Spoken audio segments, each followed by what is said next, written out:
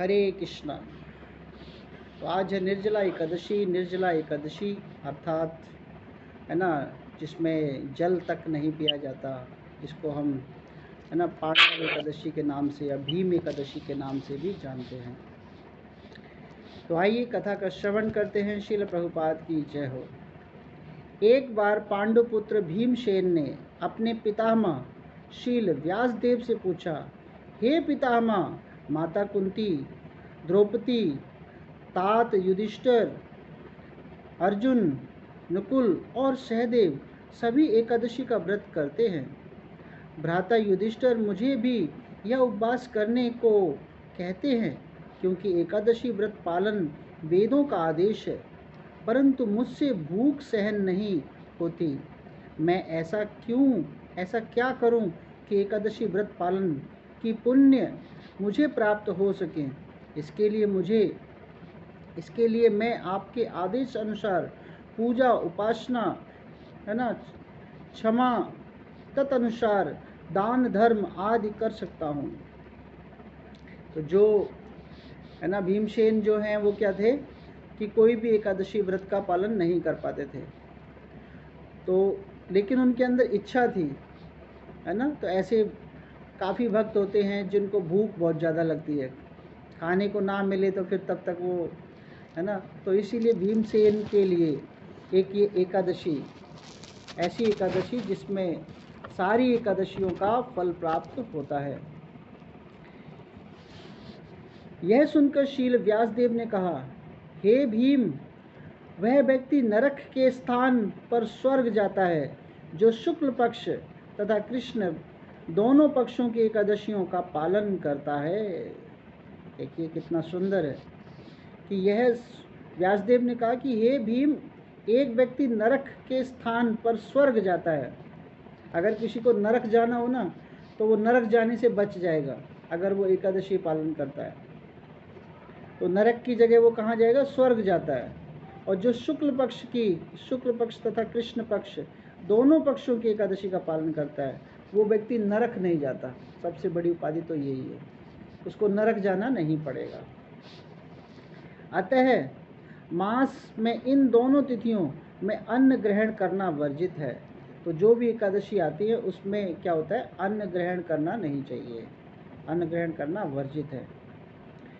भीमसेन ने भय से कांपते हुए कहा, वर्ष में 24 एकादशियों का पालन करना मेरे लिए असंभव है। तो साल में कितनी एकादशी आती है? 24 एकादशी। तो 24 एकादशियों का पालन करना भीमसेन के लिए संभव नहीं था, असंभव था बोल रहे हैं। एकादशियों का पालन करना असंभव है। दिन रात की बात क्या, मैं तो क्षण भर भी भूखा नहीं रह सकता।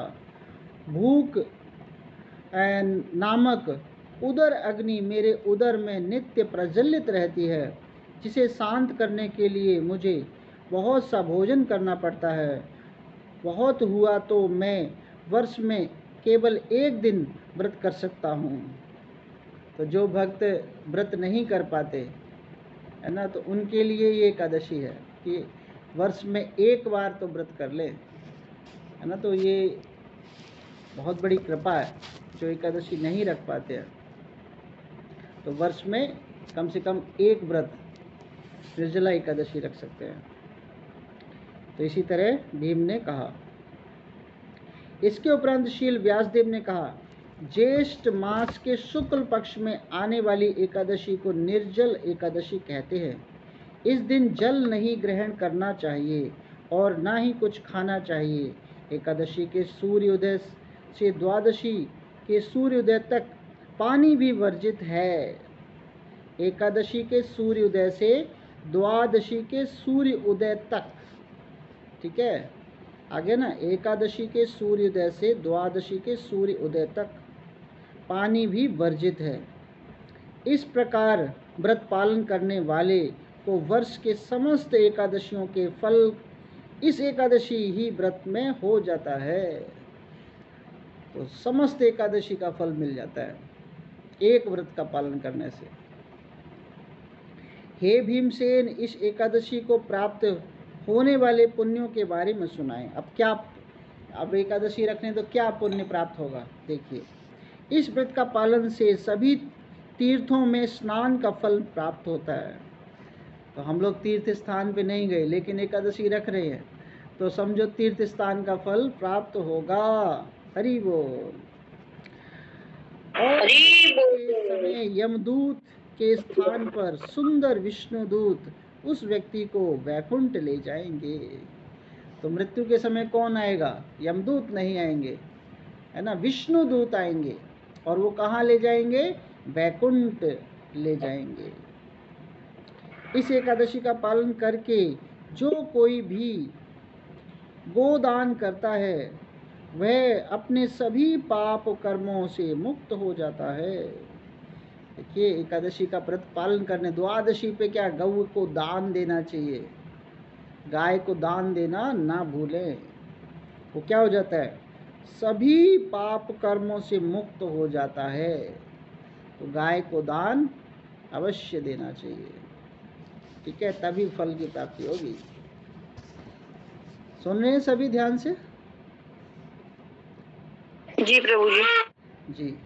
शील व्यासदेव ने पुनः कहा, हे भीमसेन, अतः तुम्हें अपने पूर्व पापपूर्ण के प्रति क्रियाओं से मुक्ति पाने हेतु इस आवश्यक व्रत को अवश्य करना चाहिए।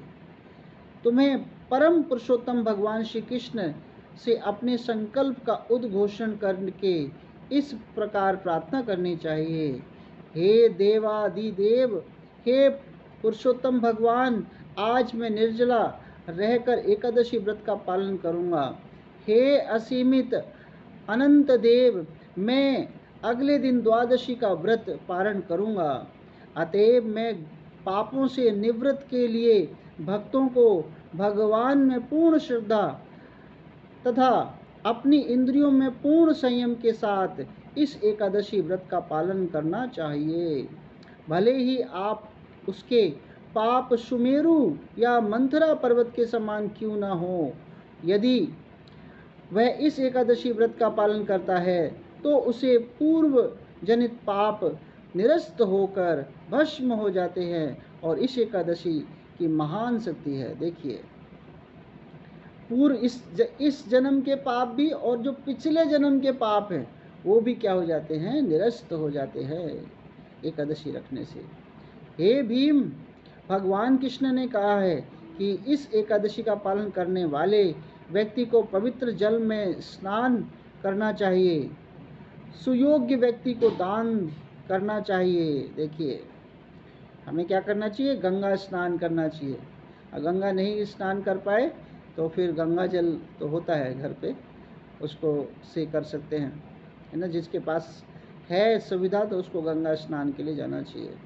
जैसे हमारे एक ग्रुप में कुछ माताएं हैं कानपुर में है, तो फिर वो क्या है कि कानपुर में गंगा स्नान कर सकते हैं।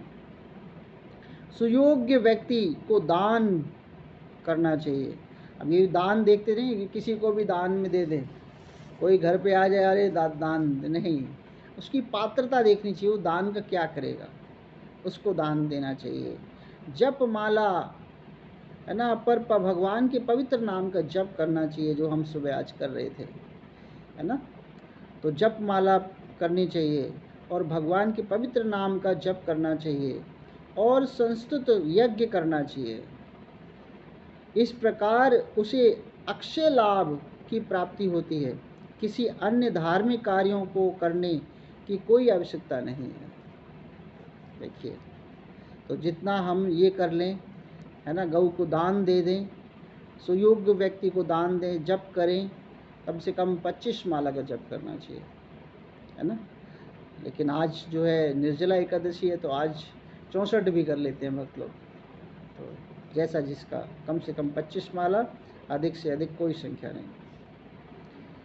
क्योंकि देखिए, खाना है नहीं, है ना, खाना बनाना नहीं है, और आज के दिन ज़्यादा संसार में नहीं रहना चाहिए, तो संसार की चर्चा नहीं करनी चाहिए। तो आज कम से कम 64 माला का जप होना चाहिए।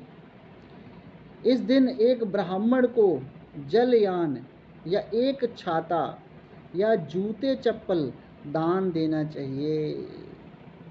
ध्यान दीजिए, है ना। एक छाता, जूते चप्पल दान देना चाहिए। देने वाला व्यक्ति निश्चित रूप से स्वर्गिक लोकों को जाता है। इस व्रत की महिमा को जो कोई भी श्रवण करता है, देखिए आप सभी ध्यानपूर्वक सुन रहे हैं ना, इस व्रत की महिमा को जो कोई श्रवण करता है, सुनता है, उसे अमावस्या के साथ आने वाली प्रतिपदा के दिन पितरों को दिया हुआ तर्पण का फल मिलता है। साथ ही उस व्यक्ति को वैकुंठ प्राप्त होता है। देखो सुनने से भी कितना सुंदर लाभ है, सुनना कितना अच्छा है। उससे आप सभी एकादशी कथा सुन रहे हैं ना, तो उससे क्या है कि आपके जो पितृ हैं उनको भी मुक्ति प्राप्त हो रही है। तो देखिए पितरों को भी मुक्ति एकादशी के द्वारा प्राप्त हो रही है, उनको भी वैकुंठ की प्राप्ति हो रही है। एकादशी के अगले दिन व्यक्ति को परम पुरुषोत्तम भगवान की जल, पुष्प, इत्र, दिए द्वारा त्रिविक्रम रूप से पूजा करके हृदय से प्रार्थना करनी चाहिए। हे देवादेव, हे मुक्ति प्रदाता, आप सभी भी बोलिए कि हे देवादेव,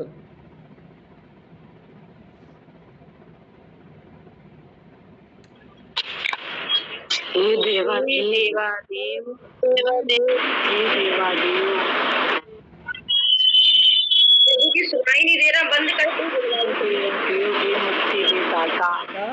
हे ऋषि। हरे कृष्णा प्रभु जी, आवाज नहीं आ रही तो हम लोग म्यूट करके बोलेंगे, आप बोले प्रभु। ठीक है ठीक है, तो आप म्यूट करके बोलिए। हे देवादेव, हे मुक्ति प्रदाता, हे ऋषिकेश, इंद्रियों के स्वामी, कृपया मुझे मुक्ति का उपहार दें। यद्यपि मैं इस जल से भरे पात्र से अधिक कुछ अर्पित करने लायक नहीं हूँ, है ना। भगवान को तो एक जल का पात्र भर के रख दीजिए, भगवान उससे ही खुश हैं। पत्रम पुष्पम फलम तोयम यो मे भक्त प्रक्षते। यद्यपि मैं इस जल के भरे पात्र से अधिक कुछ अर्पित करने लायक नहीं हूँ, तब भक्त वह पात्र ब्राह्मण को दान करें। फिर उसके बाद वह पात्र ब्राह्मण को दे देना चाहिए, दान कर देना चाहिए। जब पांडु पुत्रों ने इस एकादशी के विषय में सुना तो इस व्रत का पालन निश्चय किया। उसी समय भीमसेन ने भी इस व्रत का पालन करना आरंभ किया।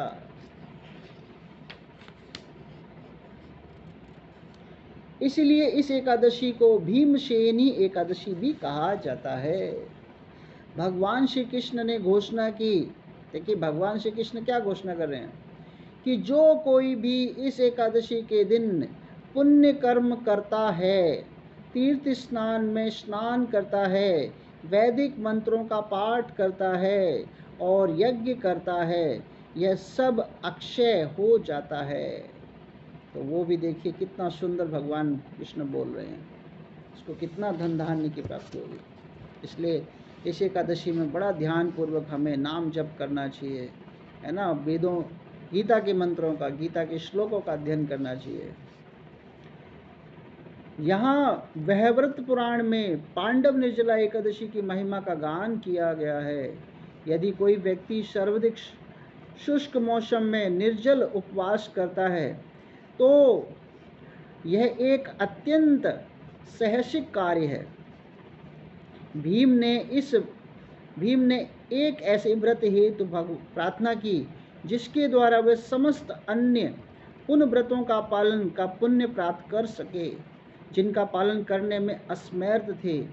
व्यासदेव ने उन्हें इस कठिन व्रत का पालन करने का सुझाव दिया। उन्होंने बताया कि व्यक्ति को संध्या काल में भगवान को दुग्ध स्नान करवाकर भगवान की उपासना करनी चाहिए।